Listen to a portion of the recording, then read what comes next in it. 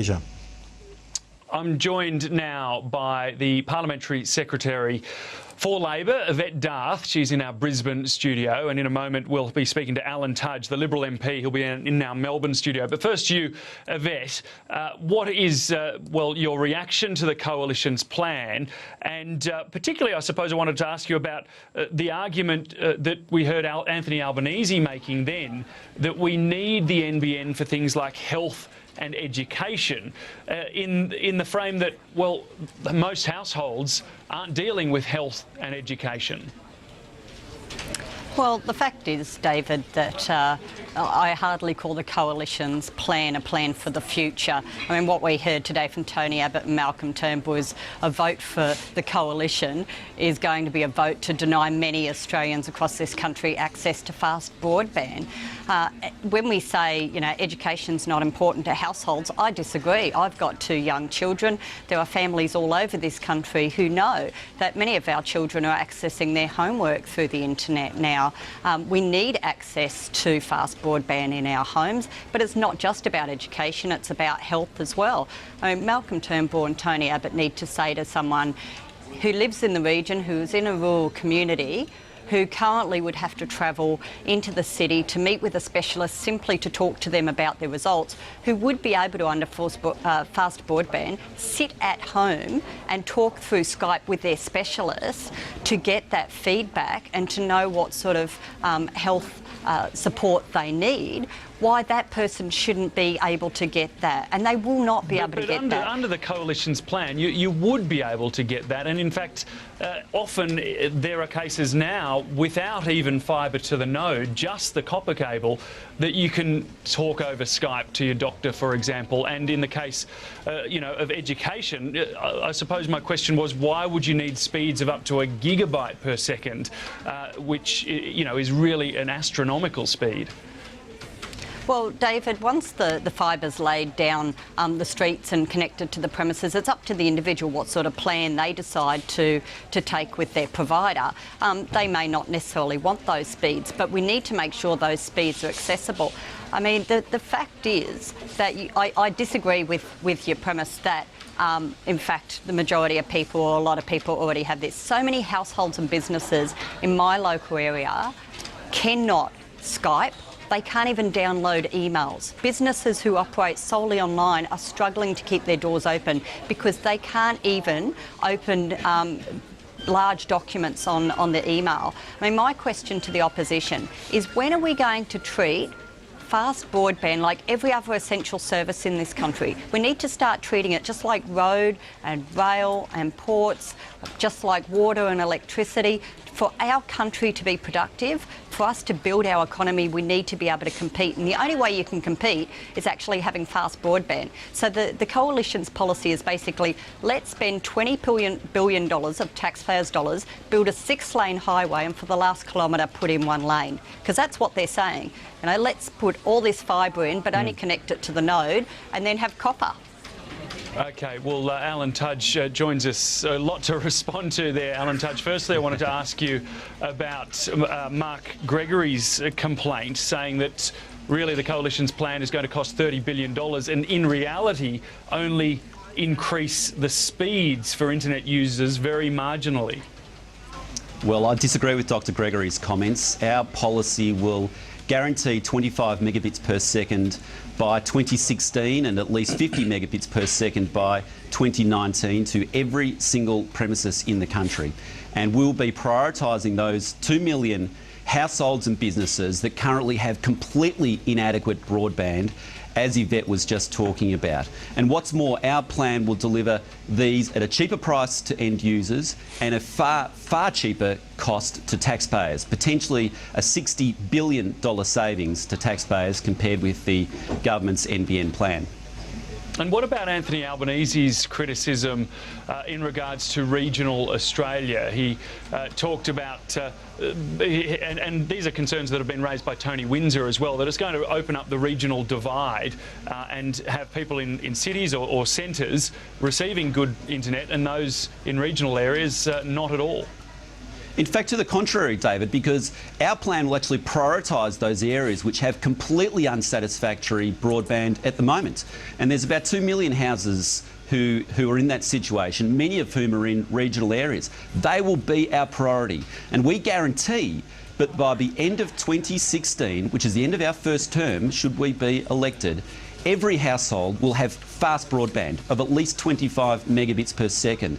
In most cases, that's at least 5 to 6 times faster than what they have presently.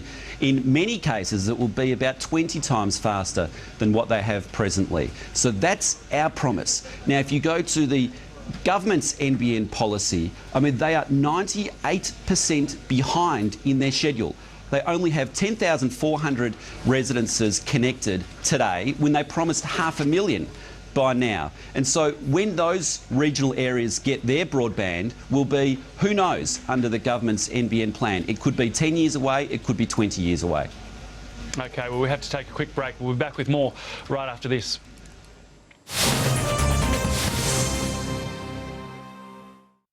Hi, I'm the new girl at Coles, and here's what's new at Coles. It's a dip. It's a spread. It's only 78 calories. It's chock filly. Did I mention it's new? At Coles?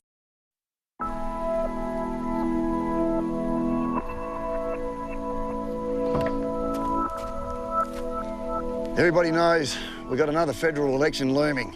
That means promises will be flying everywhere. But how are they going to be paid for? Already there's noises that the money will come from mining. That's a really dumb idea. The mining industry already pays more than $20 billion in taxes and royalties a year. $20 billion.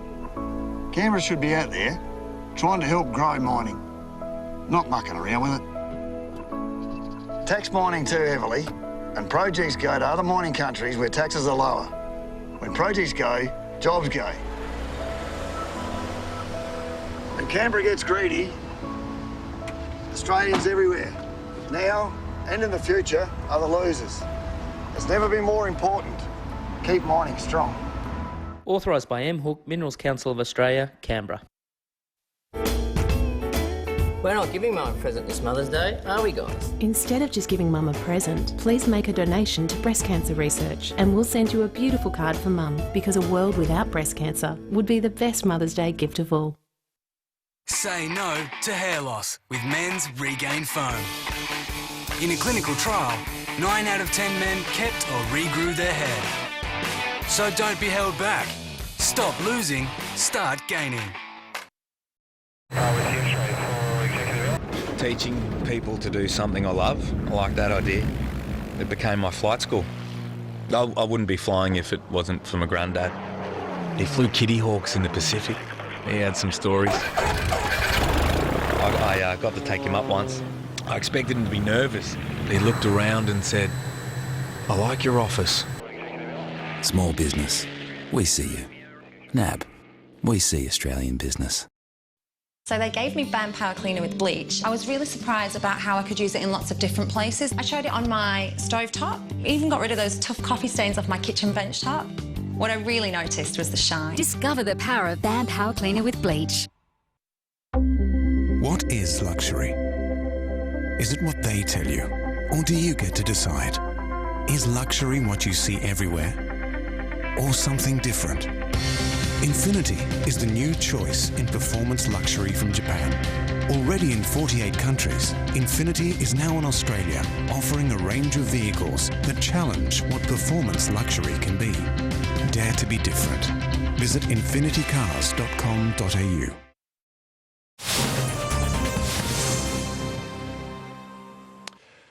Welcome back. Evette Darth and Alan Tudge are still with me here on Lunchtime Agenda.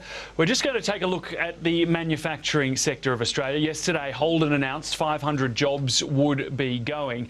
First to you, Evette Darth. Clearly, the manufacturing industry is in trouble, but there are still very big subsidies going into the car industry. Should there have been guarantees to Holden when the money was handed over, millions and millions of dollars, that these jobs would have been assured? Well, Our support that we're giving automakers is to assist them in remaining viable and competitive in Australia. It's not about restricting their commercial decisions. Sorry, the automakers have the right to be flexible and have the right to be able to make commercial decisions to ensure that they can maintain and remain viable. And it's really important that we distinguish between helping them stay competitive and actually restricting them in making commercial decisions. But we should acknowledge that Holden are actually contributing around $1 billion to the $275 million that the Commonwealth and the state governments are putting in as far as assisting it in making sure that they can continue to produce cars in Australia. Alan Tudge, the Coalition has a pretty long-standing commitment to cut back the subsidies that car makers are getting from the government by $500 million back to levels under John Howard. If that was the case, surely we'd be seeing more jobs lost at companies like Holden? Well, I don't think so, actually, David. Our commitment is to provide an additional $1 billion to the car industry over the next few years, which is the same level as was successfully delivered under the Howard government. But importantly, David, our policy also looks at the underlying cost structures for manufacturers, because that's the real issue here, is that costs have increased by an estimated 60% over the last decade. Now, they've been exacerbated, for example, by the carbon tax. That puts an extra $400 on every single car, according to PricewaterhouseCoopers. The government has also allowed the unions to be more militant than what they have been in the past, and they've added 20,000 regulations. So that's also going to be a big part of the Coalition's focus, is to try to reduce the cost of doing business in this country so that they can stand on their own feet. OK, we've just got a few minutes left, and I did want to discuss China as well. And with the Prime Minister in China, we saw several announcements yesterday, one on a currency deal and one for a tourism trade fair in 2014. Today, there's also been talk of increased military ties, and I want to ask you both what you think about that. Should Australia be closer to China in a military sense? Starting with you, Alan Tudge. Yeah, well, I think the announcements which the Prime Minister has made over the last few days have been very good ones. Some good constructive business announcements, as well as the discussion about greater military engagement, I think is also a very constructive one too. Although I think that the Chinese might look at us with some scepticism, given that the government's defence white paper only 2 or 3 years ago suggested that China was a greater threat. But I do think it's actually the right direction, that we constructively engage with them in a cooperative manner. Evette Darth, should there be any concerns about us getting closer to China when it comes to the military? Well, David, in the last few years, our defence has been working closely with China in important areas like humanitarian assistance and emergency relief exercises. These are important areas, also in maritime areas. So that sort of relationship is already happening right now, and it's important that we strengthen that relationship. And Evette Darth, what of the currency deal and the trade fair that was announced yesterday? What's that going to mean for everyday Australians? Well, I think it's very important. I know the Prime Minister talked specifically about tourism, and I know coming from Queensland, tourism is a very important part of our economy in Queensland, and we know that the tourism industry's taken a big hit, and the Prime Minister noted that 625,000 Chinese visited Australia in 2012, and that's up 16% from the previous year. So this is a really important area that we should be focusing on, and it was a positive announcement to talk about strengthening those ties. OK, Evette Darth, Alan Tudge, we are out of time, but thanks for your company this afternoon, and thanks for watching Lunchtime Agenda. I'm David Lipson. The latest with Newsday, and Selena Edmonds is coming up right after this break.